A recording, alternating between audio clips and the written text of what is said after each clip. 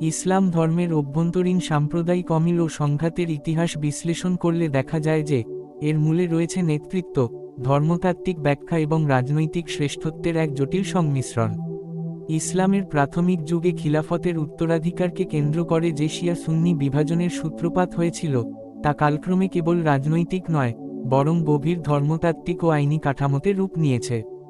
শিয়াদের মধ্যে দ্বাদশী, ইছনা আশারিয়া, ইসমাইলি এবং জায়দি, এই তিনটি প্রধান ধারা তৈরি হয়েছে ইমামতের সংখ্যা ও উত্তরাধিকারের প্রশ্নে।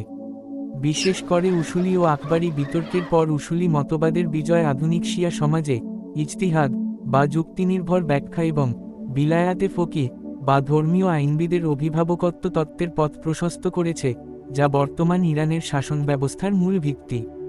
এর পাশাপাশি ইসমাইলি ও দাউদি বোহরার মতো উপদলগুলো তাদের নিজস্ব সুশৃঙ্খল নেতৃত্ব ও আধ্যাত্মিক কাঠামোর মাধ্যমে একটি স্বতন্ত্র পরিচয় গড়ে তুলেছে। সুন্নি সম্প্রদায়ের ভেতরেও এই বিভেদ অত্যন্ত প্রকট। একদিকে রয়েছে চারটি প্রধান ফিকহি মাযহাব হানাফি, শাফি, মালিকি ও হাম্বলি, অন্যদিকে রয়েছে আকীদাগত ও আধ্যাত্মিক ভিন্নতা। ইসলামের ইতিহাসে প্রথম বিদ্রোহী গোষ্ঠী হিসেবে খারিজি দের উত্থান এক রক্তক্ষয়ী অধ্যায়ের সূচনা করেছিল, যারা তাকফির বা অন্য মুসলিমকে কাফের ঘোষণার সংস্কৃতি শুরু করে। ঐতিহাসিকভাবে ইমাম আবু হানিফা রহমতুল্লাহ এর মতো মহান মনীষীদের ও শাসকদের অনৈতিক প্রস্তাব প্রত্যাখ্যান করাই কারাবরণ ও বিষপ্রয়োগের মতো অমানবিক নির্যাতনের শিকার হতে হয়েছিল।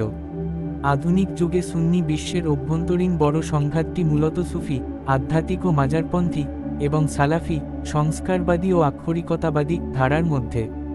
এই দুই পন্থীর রেষারেষি বিশেষ করে পাকিস্তান ও মধ্যপ্রাচ্যে অনেক সময় মাজার ধ্বংস বা সশস্ত্র দাঙ্গার রূপ নিয়েছে।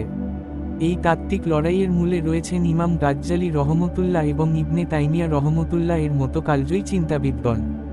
ইমাম গাজ্জালি রহমতুল্লাহ গ্রিক দর্শনের বিপরীতে ইসলামের আধ্যাত্মিক ও সুফি ধারাকে একটি শক্তিশালী ভিত্তি দান করেন, যা আজও মাজারপন্থী ও আধ্যাত্মিক ঘরানার মানুষের প্রধান অনুপ্রেরণা। অন্যদিকে ইবনে তাইমিয়া রহমতুল্লাহ ইসলামের আদি ও বিশুদ্ধ রূপে ফিরে যাওয়ার ডাক দিয়ে বিদাত ও শিরক এর বিরুদ্ধে কঠোর অবস্থান নেন, যা বর্তমান সালাফি ও সংস্কারবাদী আন্দোলনের মূল চালিকা শক্তি।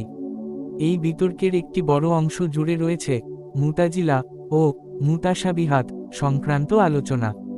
মুতাজিলারা ছিল চরম যুক্তিবাদী, যারা ওহীর ওপর মানুষের বুদ্ধিকে প্রাধান্য দিত।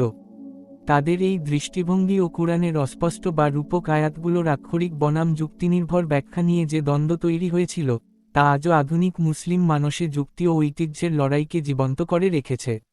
একটি গভীর আধ্যাত্মিক ও ঐতিহাসিক দৃষ্টিভঙ্গি থেকে দেখলে প্রতীয়মান হয় যে এই সমস্ত জ্ঞানগর্ভ আভিজাত্য বা তাত্ত্বিক উশৃঙ্খলতার কারণেই হয়তো মহান আল্লাহ হজরত মুহাম্মদ সাল্লাল্লাহু আলাইহি ওয়াসাল্লামকে উম্মি বা নিরক্ষর নবী হিসেবে মনোনীত করেছিলেন, যাতে এটি প্রমাণিত হয় যে ঐশী জ্ঞান মানুষের বুদ্ধিপ্রসূত কোনো পাণ্ডিত্য নয়।